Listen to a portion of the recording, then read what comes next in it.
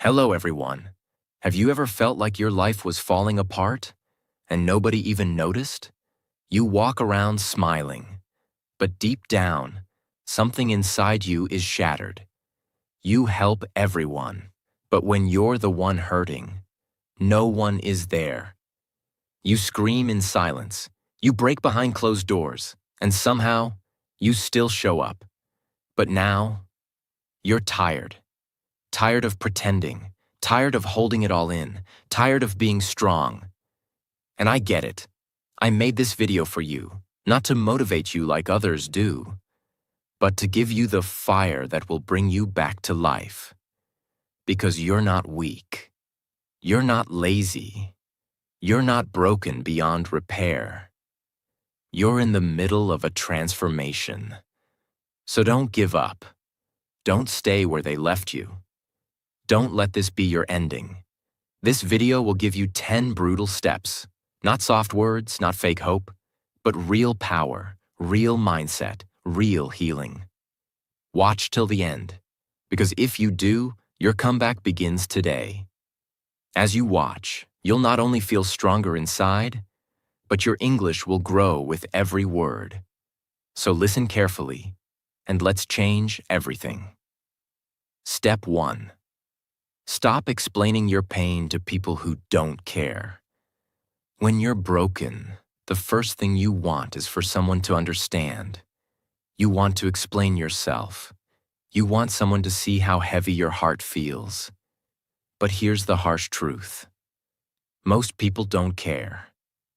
They listen for 5 seconds, then scroll. They nod while secretly judging you.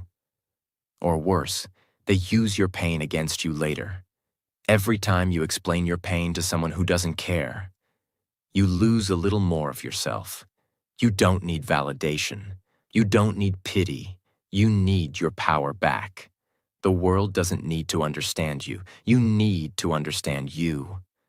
Let me tell you a story that changed millions of lives. A girl once went to her father crying, "I give up. Life is too hard. I'm tired of fighting." The father said nothing. He placed 3 pots on the stove. In one, he put a potato. In the second, an egg. In the third, coffee beans. He boiled them in water. 20 minutes later, he said, "Look closely." The potato was strong, but the water made it soft and weak. The egg was fragile inside, but the boiling made it hard. But the coffee beans, they changed the water itself. Then he looked into her eyes and said, "When life gets hard, you have 3 choices. Become weak like the potato. Become cold and hardened like the egg. Or be like the coffee bean and turn the pain into power. Stop wasting your energy trying to explain your boiling water. Instead, change what the water means to you." People will always misunderstand you. Let them. You weren't made to be understood. You were made to become undeniable. From today, don't explain your pain. Use it, build from it, rise with it, and come back so strong, so focused, so powerful that they'll never ask again what you went through, because your success will say everything. Step 2. Accept that no one is coming to save you. There comes a time in your life when you finally understand something that changes you forever. Something that breaks you first. But if you accept it, it wakes you up like nothing else ever has. That truth is this: no one is coming to save you. No one is coming to fix what they broke. No one is coming to wipe your tears at 2 a.m. No one is coming to motivate you every morning. No one is coming to force you to stop wasting your life. That's your job now. It hurts, doesn't it? Because we all grow up thinking that if we fall hard enough, someone will catch us. That someone will notice. Someone will care. Someone will show up with love, with help, with answers. But here you are, still broken, still waiting, and the phone is silent. The door didn't open, and no one came. Now read this carefully, because this is the turning point of your entire life. Let me tell you a story, not a sweet one, not a soft one, but a real one. A story that reflects millions of people who are alive, but already dead inside. There was a man who got stuck deep in a canyon, a place surrounded by sharp rocks, steep walls, and silence. He fell while hiking, broke his leg, and couldn't move. At first, he believed someone would come. He screamed, he waited, he hoped. He had water, he had some food. He told himself, "They'll find me. Someone will rescue me." A few hours passed, then a day, then two. Still no one. By day 3, he was weaker. His hope was still there, but now it felt like a lie. By day 5, his mind started breaking. He couldn't believe it. All the people he helped in life, all the friends he once had, not one of them came. He had a choice. He could drag himself inch by inch toward a narrow slope he could try to climb, or he could lay there and wait for the rope that never came. He waited. He died, waiting. And on the 8th day, a rescue team found him. Dead, only 20 feet from the path where someone might have seen him, if he had dragged himself a little further. Do you understand now? He had a broken leg, but he still had working arms. He still had breath. He still had options. But he chose to wait instead of fight. And that's what most people are doing in their real lives right now. You're stuck in your own version of a canyon. Maybe it's heartbreak, failure, depression, betrayal, regret. And you're lying there, hoping for someone to come. But every second you wait is killing you, because no one is coming. When you accept that no one is coming to save you, something incredible happens. You stop waiting. You stop hoping someone will understand you. You stop blaming the world. You stop needing permission to move. And you begin to move. Maybe slowly. Maybe in pain. Maybe with tears in your eyes. But you move. And that's where the comeback begins. People think strength is found in muscles or shouting motivational quotes. But real strength? It's when you pick yourself up on a day when even your soul feels tired.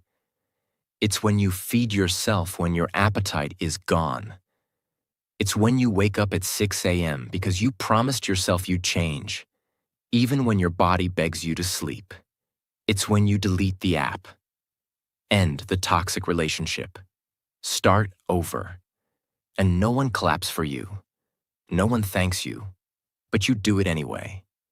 That's the moment you stop surviving and start rising. The world doesn't reward victims. It rewards warriors. You can cry for help, or you can build yourself.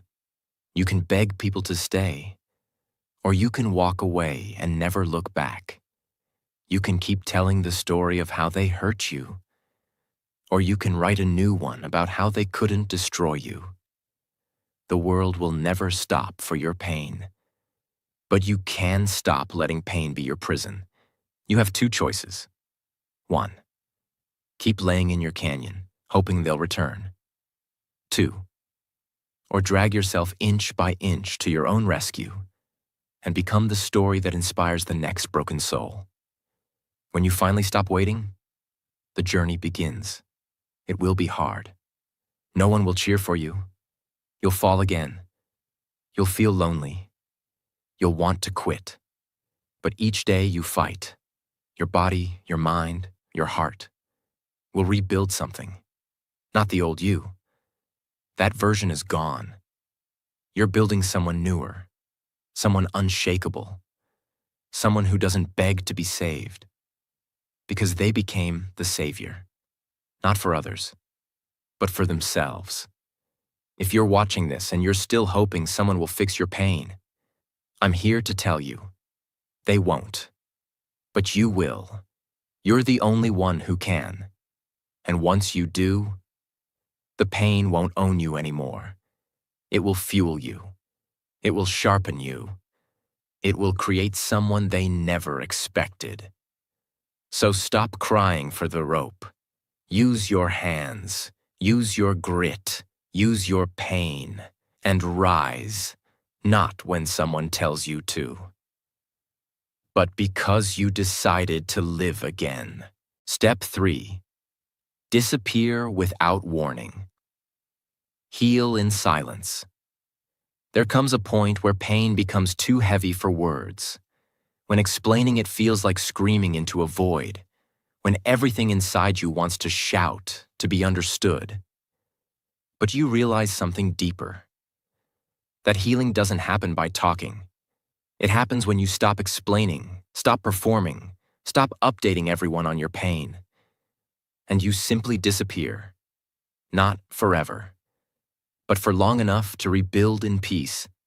Not to punish anyone, not to run from life, but to finally face yourself. Without noise, without pressure, without distractions. We are addicted to being seen. We want people to check on us. We want people to ask, "Are you okay?" We want people to understand our silence without us having to say a word. But the brutal truth is, most people are too busy to notice.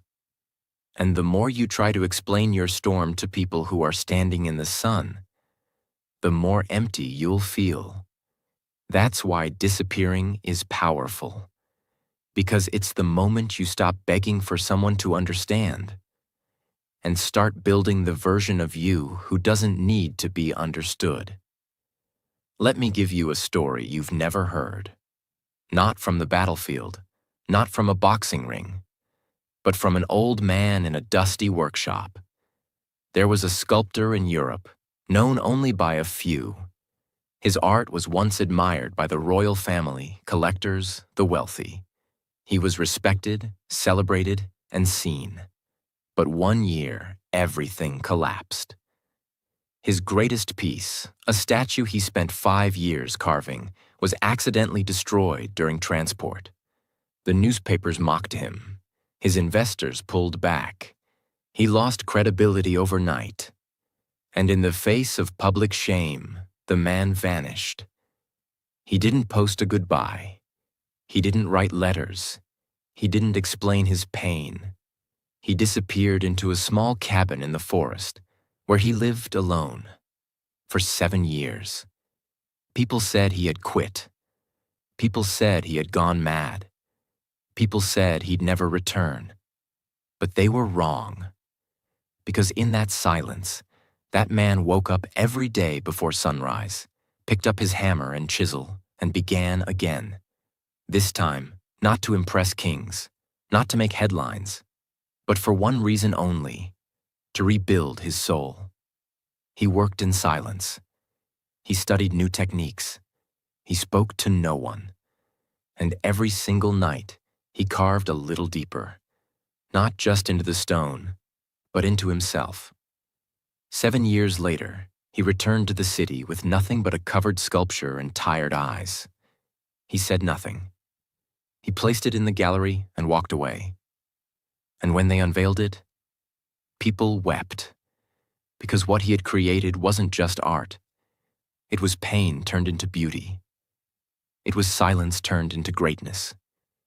It was isolation turned into mastery. The world had forgotten him, but he had used the silence to remember who he truly was, and that made him unbreakable. You may not be a sculptor, but you're carving something too. Your future, your identity, your healing. And the mistake most people make is they try to heal while still being watched. They try to rebuild themselves while constantly updating people. They look for applause in every tiny improvement. But real change, real growth, it needs quiet, it needs privacy, it needs disconnection. Because healing is not performance, it's warfare.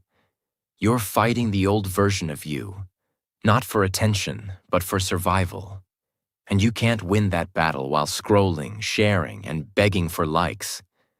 How to disappear to heal. Here's what it looks like.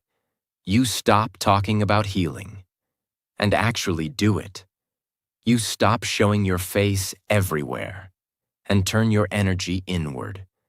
You say no to the parties, the calls, the distractions, because your soul has work to do. You create new routines. Wake up early, move your body, learn something hard, sit with your pain, write it out, don't post it. Grow in silence, change in silence, suffer in silence. Because when you come back, let your life speak so loudly you never have to. They'll tell you, Tana, stay visible. They'll say, don't disappear, people will forget you. But here's what they don't understand. You're not disappearing to be forgotten. You're disappearing to be reborn. The old you, the one who tolerated disrespect, who kept explaining their pain, who kept showing up for people who never showed up back. That version is dying now. And the new one. It's not born in the spotlight. It's born in the dark, when no one is watching. When the only voice you hear is your own. When you learn to sit with your discomfort long enough to grow from it. Silence isn't weakness, it's power. And when used correctly, it will become your weapon. So if you're feeling broken, stop trying to be seen. Stop trying to prove anything. Stop trying to post your progress to people who don't care. Instead, vanish. Without a goodbye. Without an explanation. Without a warning. Go and heal. Go and rebuild. Go and become so powerful in silence that when you return, they won't recognize you. Not because you're hiding, but because you've become someone they never saw coming. Step 4. Cut off what broke you. Ruthlessly. There is a hidden truth that no one wants to say out loud.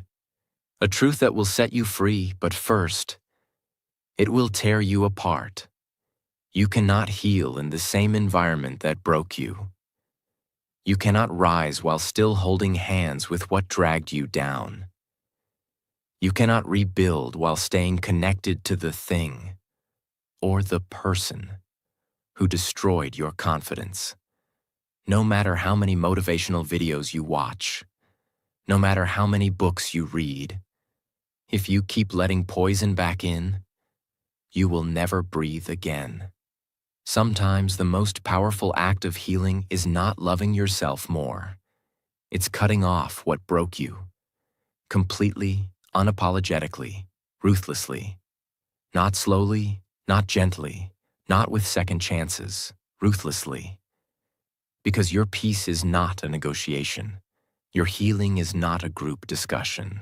It's a war for your soul. And there are things in your life right now that are killing you slowly. And it's time to burn the bridge, not just walk away from it. Let me take you into the real story of a girl most people will never hear about. She was born in a small town, the kind of place where silence is heavy, dreams are small, and pain is passed down like family recipes. Her home was not a home. It was a battlefield in disguise. Her mother blamed her for her own failures. Her father disappeared years ago. Her boyfriend mocked her dreams and told her she'd never make it without him. Her friends? They only loved her when she stayed broken. Because healed people make the insecure feel uncomfortable. And for years, she stayed. Because that's what broken people do. They normalize pain. They say, maybe it's not that bad. They say, at least someone is here. They say, if I leave, I'll be alone. And then came the day she looked in the mirror and realized she didn't recognize herself anymore. Her eyes were empty. Her voice was quiet. Her dreams were dying. Not because they weren't real, but because the people around her kept suffocating them with their doubt. So she made a decision. Not a soft one, not a safe one, a violent one. Not toward them, but for her own freedom. She packed her things, took the savings she had, left a letter that simply said, "I don't hate you, but I love myself too much to stay." She left the house, left the relationship, left the city, left the identity they had built around her. She cut it all off. No closure, no goodbye parties, no explanations. And she disappeared into a new city where no one knew her name. At first, it was terrifying. She had no money, no friends, no plan. But what she did have was oxygen. She could finally breathe. The noise was gone. The manipulation was gone. The guilt was gone. And in that quiet, she began to build. She got 2 jobs, took night classes, learned a new skill, started writing again, started laughing again, started trusting herself again. And 4 years later, she didn't just rebuild. She became someone no one recognized. Not even herself. Stronger, calmer, fiercer, alive. And when people from her past tried to reach out, she didn't reply with hate. She replied with silence. Because the woman she became no longer fit the story they remembered. She was not bitter. She was not angry. She was free. Because she did what most people never have the courage to do. She cut off what broke her and never looked back. If you are healing, but you're still texting the person who shattered you. If you are rebuilding, but still surrounded by people who only knew the broken version of you. If you're trying to rise, but still living in the same daily habits, same comfort zone, same self-destructive loops, you will stay stuck. You cannot water flowers in poisoned soil and expect them to grow. You cannot fix your heart while handing it to people who keep stabbing it. You cannot find peace while choosing war every morning in the form of toxic people, toxic thoughts, and toxic environments. You don't need more time. You need more courage. The courage to stop calling it loyalty when it's really self-betrayal. The courage to stop calling it love when it's really control. The courage to stop calling it hope when it's really a slow death. This doesn't mean you hate them. It doesn't mean you wish them harm. It means you finally understand. You can't heal in a cage. Here's how to do it. Block the number. Without needing to explain. Move out, even if it's scary. Walk away, even if it breaks your heart. Say no, even if your voice shakes. Say nothing, because your silence now speaks louder than any final goodbye. Cut it off like a knife, not like a slow peel, not a soft fade, but a clean break. Because your future is bleeding while you keep trying to save what already killed you. What people will say? They'll say you're rude. They'll say you changed. They'll say you're selfish. They'll say you forgot them. But they will never say how they failed you. They will never admit how they hurt you. They will never own what they did. And that's fine, because you're not cutting them off to hurt them. You're cutting them off to save yourself. And someday, when your life is peaceful, purposeful, powerful, you'll look back and say, that was the day everything changed. Not because they changed, but because I stopped waiting. And I chose myself. Stop romanticizing what broke you. Stop revisiting places where your soul was shattered. Stop forgiving people who aren't sorry. Stop negotiating with pain just because it's familiar. You don't need to hate them. You don't need revenge. You don't need closure. You need distance. You need silence. You need space to breathe again. and you won't find that while dragging the past into your future. So let this be the day you burn the bridge. Let this be the day you pack your soul and leave. Let this be the day you say, if it hurt me once, it will never get the chance again. Cut off what broke you, ruthlessly, without guilt, without apology, because freedom doesn't begin with forgiveness. It begins with separation. Step 5. Turn your pain into daily fuel. Pain. It's not just something you feel. It's not just something you survive. Pain is energy. And energy, if used correctly, becomes power. Every single person who has ever become something great didn't escape pain. They mastered it. They studied it. They used it. The difference between people who stay stuck in pain and people who rise through it is what they do with it. You can cry with it, or you can train with it. You can complain about it, or you can convert it into work, discipline, hunger, fire. That's what warriors do. They take every scar, every heartbreak, every rejection, and they put it into action every single day. Because when you use your pain correctly, it becomes the most powerful fuel in the world. Let me tell you the story of a man you've never heard of, but one whose pain fed millions. He was a nobody, raised in the slums of Manila. His mother worked in the back of a bakery. His father left. His siblings were sick. There were days they had nothing to eat except salt and rice. He never went to culinary school. He had no degree. But he watched his mother's hands when she cooked. Every movement filled with love, even when there was no food. One night, his mother passed away quietly in her sleep, from exhaustion. He was 16. She died with her apron on. And that night, he made a promise to her body. I will make the world taste your food. Even if they forget me, they will never forget your flavor. He worked in street stalls, cleaned dishes for 12 hours a day, saved every coin, bought ingredients at midnight markets, cooked in silence, trained himself. No one gave him a chance. He failed again and again. He was told, "You're not qualified. You're too poor. You'll never make it." But he kept going, because he wasn't cooking for praise. He was cooking for pain. He was feeding his grief. He was healing his loss. And after 9 years, he opened a restaurant with 1 table and no staff. Within 2 years, the line stretched down the street. Then came the awards, the Michelin star, the international chefs, the magazines. And when they asked him, "What inspired you?" he said, "Pain.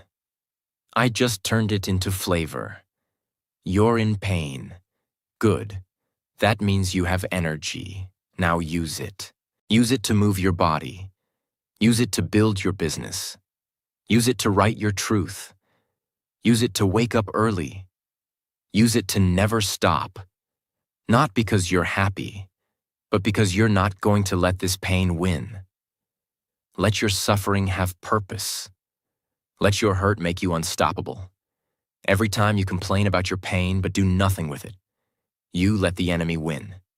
They left you? Good. Use it. They lied to you? Train harder. They broke you. Build something. You feel rejected? Work in silence until they beg for your time. Don't talk about it. Turn it into a fire so loud. The world can't ignore your flame. You have 2 options with pain. 1, drown in it. 2, rise with it. Cry if you must. But when the tears dry, pick up your pain and make it your weapon. Let it wake you up at 4 a.m. Let it push your limits. Let it remind you who you never want to be again. Because the people who transform this world are not the ones who avoid pain. They're the ones who turn it into fuel. Step 6.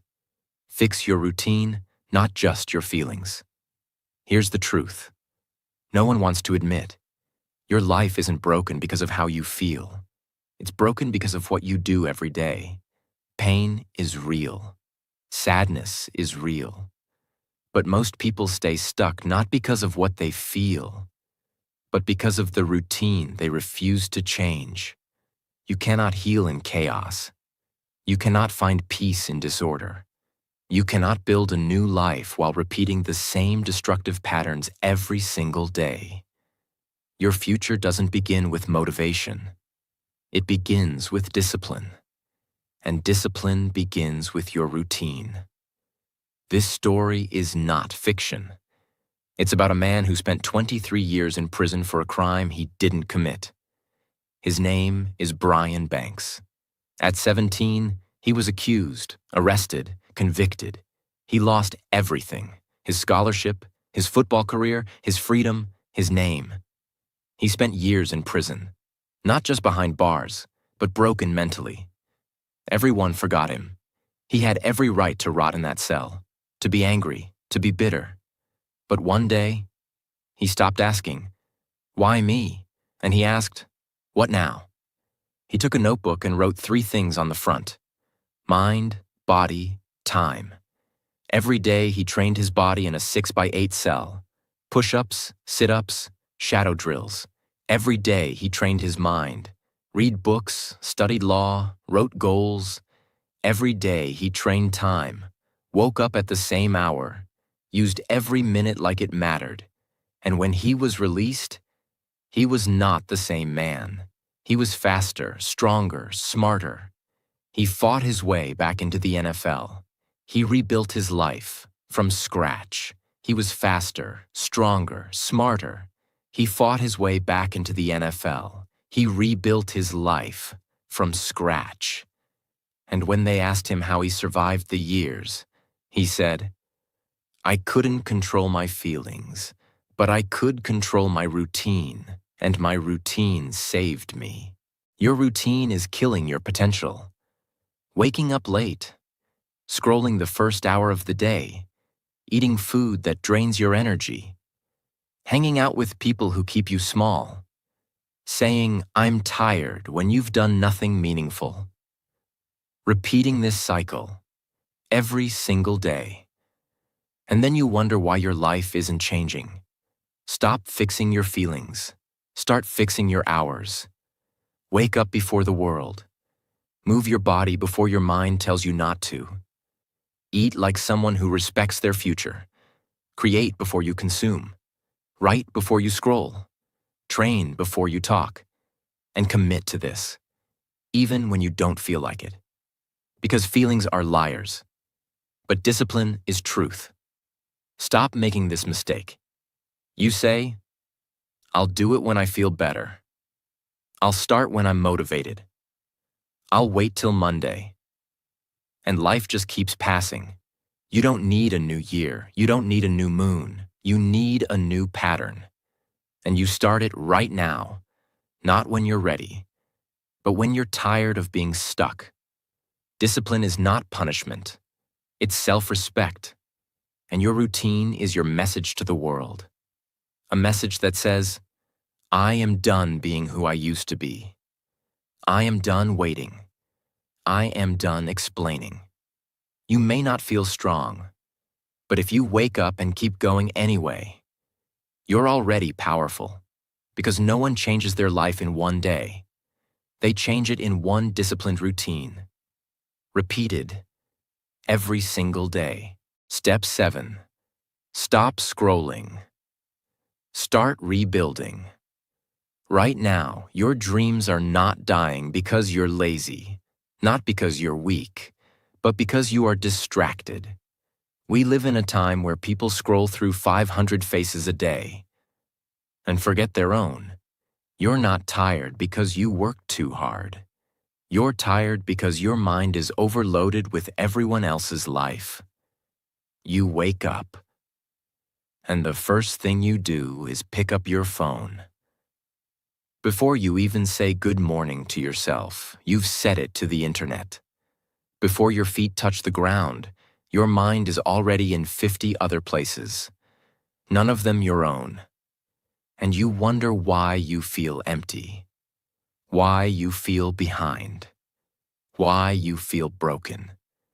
Because you're trying to build a meaningful life with a mind designed for distraction.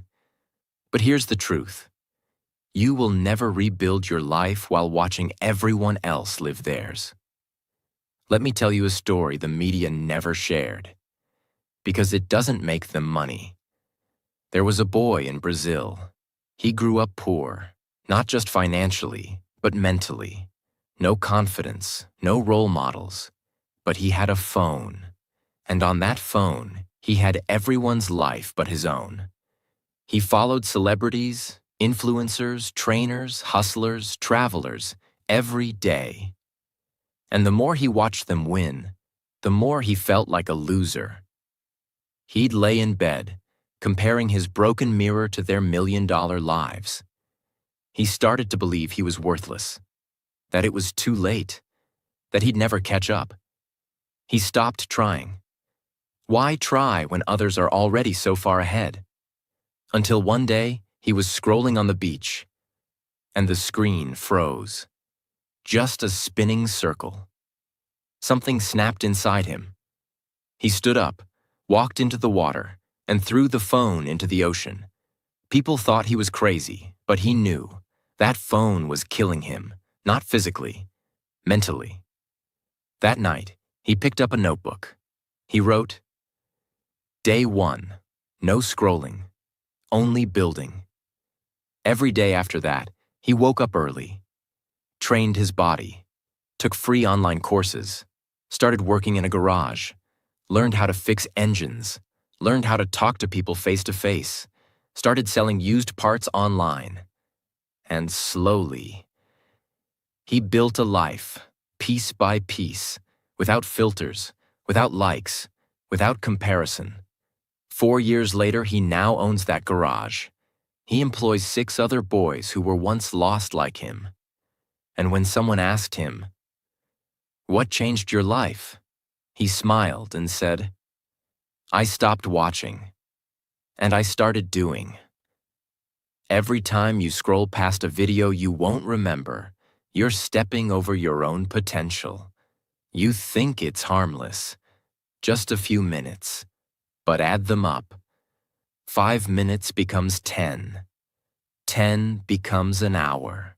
An hour becomes a life wasted watching strangers win while you rot in your own regret. You say you don't have time? Check your screen time. That's where your life went. How to fix this? Wake up and leave your phone off for the first 60 minutes. Create before you consume. Write your goals before you check anyone else's. Turn off notifications. Replace apps with habits. TikTok, journal. Instagram to gym. YouTube to books. Twitter, silence. Make your life so rich that scrolling feels like a waste of time. You are not too late. You are not too broken. You are not too far behind. You're just too distracted. Turn your phone into a tool, not a god. Reclaim your hours. Reclaim your focus. Reclaim your mind. And rebuild what you lost. In silence, with discipline, without the need for anyone to see. Because someday, they won't be scrolling past you. They'll be scrolling because of you. Step 8. Build a body they can't laugh at. Let's be honest. You've been judged, mocked, underestimated, maybe laughed at for your looks, your size, your weakness. They told you that you weren't good enough. You weren't strong enough. You didn't look like them. And every time they made a joke, you acted like it didn't hurt. But it did. It still does. And here's what no one tells you. You can't cry your way out of disrespect. You have to become someone they can't laugh at.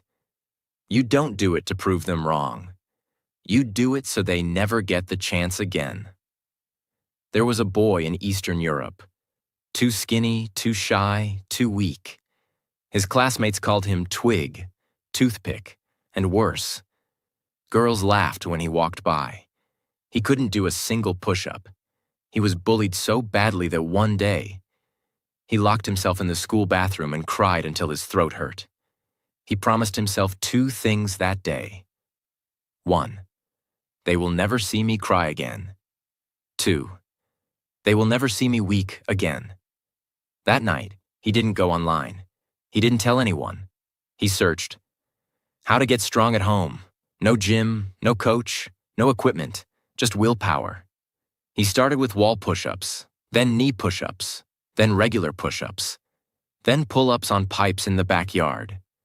He trained in secret. He trained in pain. He trained with one goal, to make weakness fear him. He studied nutrition, started meal prepping, woke up before sunrise, trained twice a day, did not miss a day, even when he was sick. No noise, no posting, just fire. 2 years later, he returned to school for a reunion. No one recognized him. Broad shoulders, wide back, arms like stone. The same girls who laughed at him stared in silence. The same boys who bullied him couldn't even hold eye contact. And when someone asked, "Bro, what happened to you?" he said, "You did." Now look at what you built. Your body is not just about muscles. It's about revenge with silence. It's about showing the world you are undeniable. Not for others to clap, but for you to stand tall again. You don't need to be a bodybuilder. You don't need to have 6-pack abs. But you do need to look in the mirror and say, "I earned this." Why your body matters. Because no one respects someone who looks like they don't respect themselves. And your body is the first message the world reads about you. So change that message. Train daily, even when you're tired. Eat clean, even when it's boring. Move more, sit less. Build discipline, not just biceps. Get strong enough that when you walk into a room, no one laughs. They listen. You don't need to hurt anyone. You don't need to yell. You don't need to prove. Just build. Build in silence. Train in pain. And when they see you again, let them choke on the version of you they said would never exist. Not because you hate them, but because you finally loved yourself enough to become unbreakable. Step 9. Forgive yourself, not them. You've been told your whole life. Forgive them. Move on. Let it go. But let me ask you something. What about you? What about the person who keeps blaming themselves for trusting too much, for staying too long, for believing lies, for loving the wrong people, for not leaving earlier? Nobody talks about that, because the hardest person to forgive is not the one who hurt you. It's yourself. You look in the mirror and don't just see pain. You see guilt, shame, regret. You say, "How could I let them treat me that way? Why did I stay when I knew better? Why didn't I speak up? Why didn't I protect myself?" And that's the pain that never leaves. Because it's not just about what they did to you. It's about what you did to you. By staying silent, by not walking away, by losing yourself. Let me tell you the story of a soldier most people never heard about. He served with honor, brave, respected. But one day in the battlefield, he made a decision. One that cost the life of his best friend. It wasn't intentional. It wasn't careless. It was just war. But he never forgave himself. After the war, he came home with medals, but dead eyes. He didn't smile anymore, didn't sleep, didn't connect, because in his mind, every breath he took was stolen from his friend who never came back. He stopped living. He refused therapy, refused to speak about it. Until one night, sitting in a dark room, holding a letter he had written but never sent, he read it out loud. It said, "I don't know if you can hear me, I don't know if you'd ever forgive me, but I need you to know. I've stopped blaming the war. I've stopped blaming fate. I've stopped blaming the enemy. And now, I have to stop blaming myself." He wept. And for the first time in years, he slept, not because the pain disappeared, but because he finally understood. Forgiveness isn't erasing the past. It's deciding to stop being its prisoner. What this means you've made mistakes. You've stayed too long in places that broke you. You gave love to people who never deserved it. You tolerated disrespect. You ignored the signs. But hear this now. That was survival. That was loyalty. That was love. That was trauma. That was confusion. That was not weakness. Stop calling yourself stupid for trying to save people. Stop punishing yourself for having a heart. Stop hating yourself for being kind in a cruel world. Forgive yourself, not because you were perfect, but because you were doing your best with the pain, pressure, and silence you had at that time. You don't need candles. You don't need rituals. You just need truth. Stand in front of a mirror, look yourself in the eyes and say, "You didn't know back then what you know now, but you made it, and I forgive you." Because once you forgive yourself, you don't need anyone else to. Stop holding yourself hostage for your past. You are not your mistakes. You are not your trauma. You are not your regrets. You are the version of yourself who survived it all and is still here. And the person you are becoming deserves forgiveness. Not from them, from you. Step 10. Come back unrecognizable. This is the moment they never expected. The moment when the person they doubted, the person they hurt, the person they forgot, becomes unrecognizable. You don't just heal, you transform. Not slowly, not quietly, but completely. Because the version of you that's rising now is not a return, it's a rebirth. For example, the woman they left behind. She was a mother, wife, giver, the kind of woman who gave everything and kept nothing for herself. She lost her husband to betrayal, lost her home in the process, even lost her child for a while due to legal battles. She had nothing left. People whispered behind her back, "She'll never recover. She's too broken. She's too old to start over. She's finished." But what they didn't know was that inside her was a storm. She didn't fight back with words. She didn't post. She didn't beg. She disappeared, took her pain and turned it into plans, got 2 jobs, lived in a 1-room apartment with a broken bed and no TV, read books while eating soup, took online courses with free Wi-Fi from cafes, woke up before sunrise, walked everywhere because she couldn't afford a car.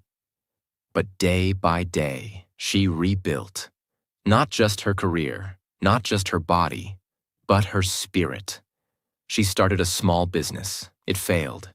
She started again, and 3 years later, she stood on the stage of an international women's conference.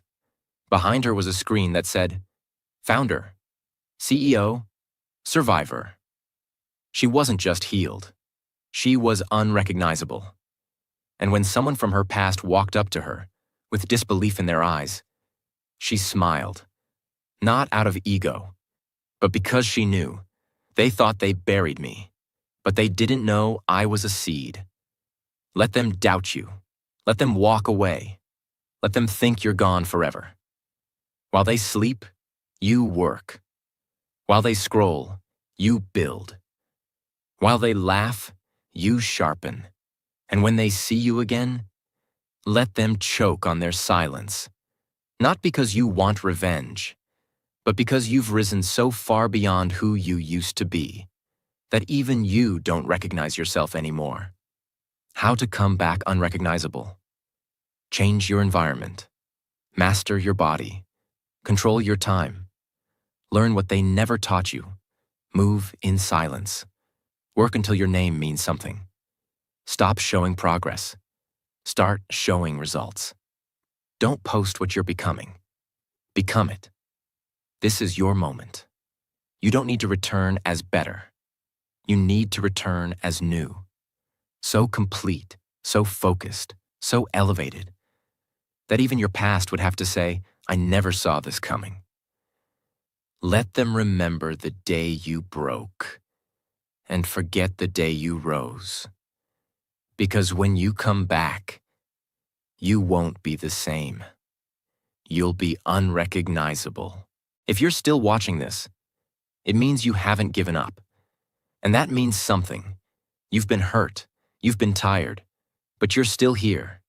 You don't need to be perfect. You just need to begin. Begin with pain. Begin with silence. Begin with fear. But begin. And one day, the world will ask, how did you do it? And you'll smile and say, because I never stopped believing in me. Now go, rebuild, and come back unrecognizable. And if this video touched your soul, subscribe, because your healing has just begun.